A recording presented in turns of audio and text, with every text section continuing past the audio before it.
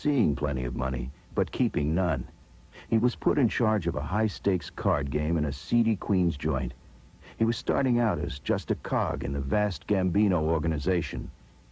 Then Lofaro got an offer that would put him on the path to betrayal. One day, this guy comes to the game and he says, Mr. Domincik, I got to talk to you, you know. At that time, I'm making about $400 a week, which was nothing, you know.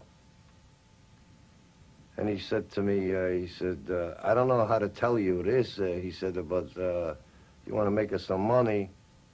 He says, I can make you make us some money. So I said, who do I have to kill? Lofaro knew the mafia code allows murder only with the boss's okay. If the Gambinos found out, he was dead. But the hit would pay $100,000, and Lofaro, a gambler himself, was deep in debt and needed to make real money quick. He said, when I call you, you come to the house. He'll be there. It'll be just you, him, and me. I had bought a gun with a silencer on it. I go up to his house. Guy's sitting there, he turned around, smiled, put out his hand. I shot him twice in the head. This guy that called me, we sat down, had a cup of coffee. We let him bleed until he stopped bleeding. Then we wrapped him in Visqueen.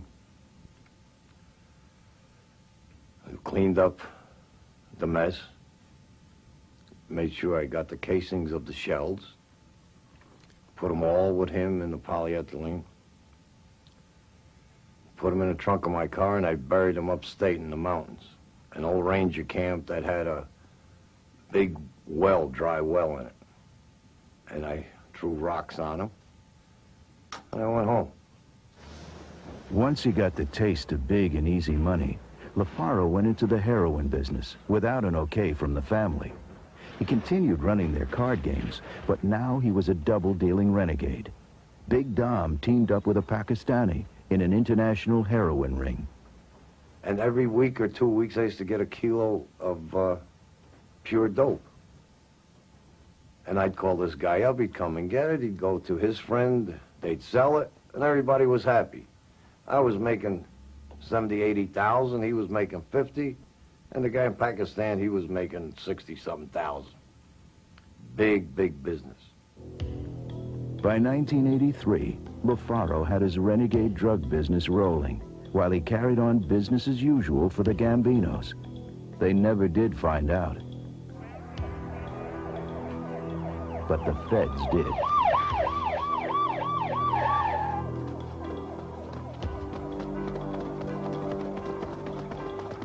They came in, and all of a sudden there was 12 guys in the house. I don't know where the hell they came from.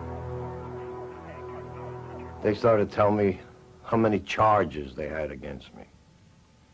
And I says, well, you guys don't understand.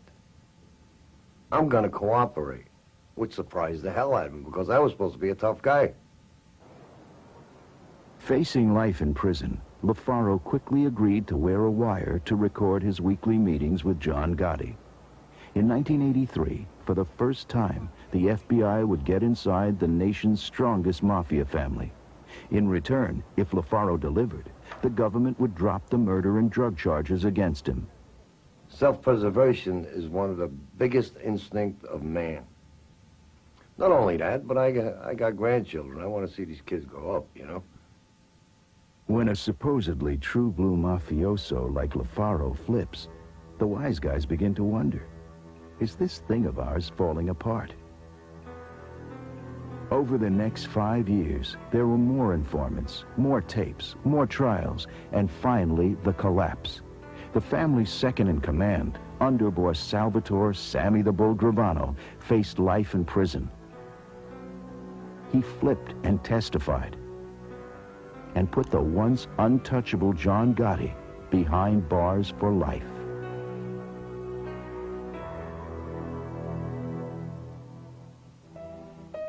The Sicilians who brought the mafia here a century ago were tough and ruthless. They put the survival of their secret society above all else.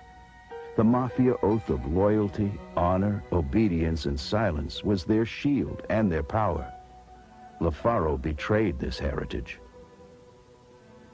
If they could, his forefathers would curse him from their graves for what he did, and for what has befallen their brotherhood. Today, Lofaro is a marked man,